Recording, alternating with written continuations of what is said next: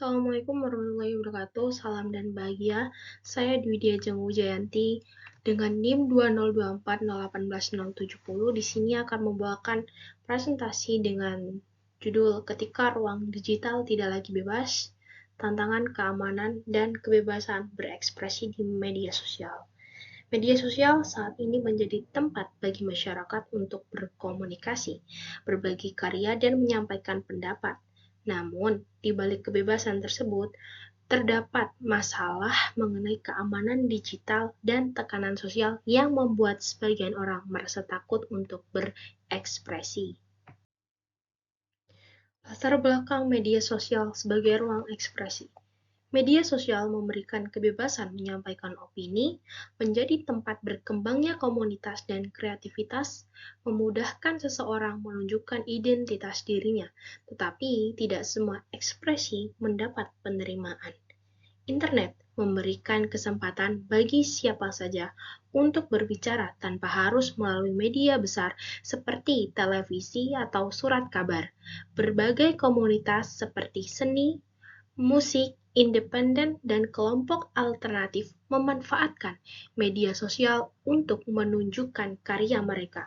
Namun, perbedaan pandangan seringkali menyebabkan munculnya tekanan dari pengguna lain.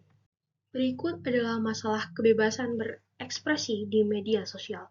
Mengapa orang takut berekspresi? Penyebab utamanya yaitu cyberbullying, komentar negatif, hinaan dan serangan pribadi, lalu tekanan sosial berupa takut dianggap berbeda, doxing, berupa penyebaran data pribadi tanpa izin, dan self-censorship, yaitu memilih diam karena takut mendapat konsekuensi.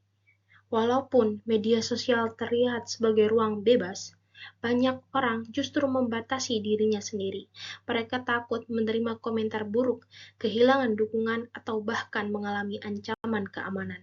Kondisi ketika seseorang memilih diam karena takut disebut sebagai self-censorship.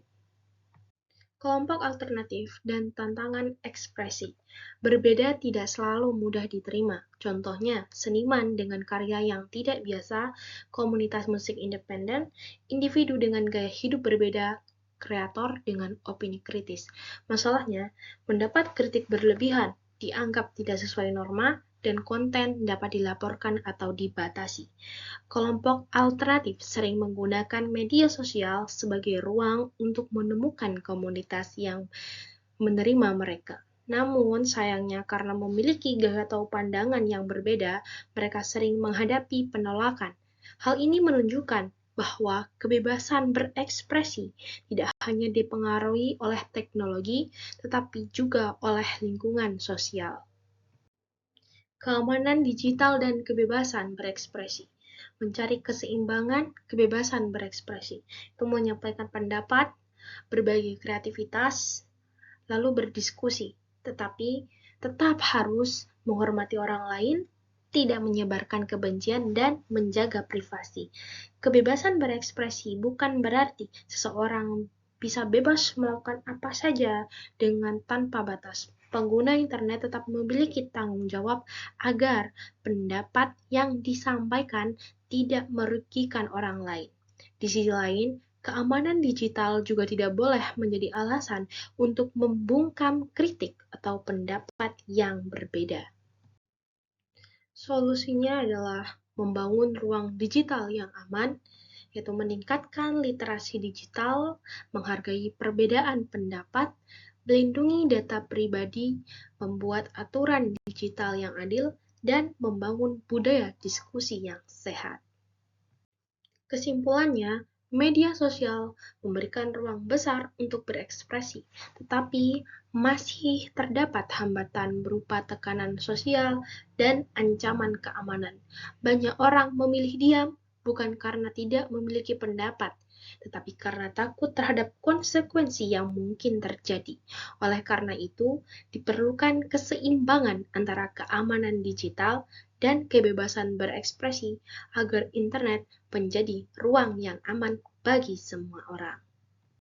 Berikut referensi dari presentasi yang saya sampaikan tadi. Sekian yang dapat saya sampaikan. Wassalamualaikum warahmatullahi wabarakatuh.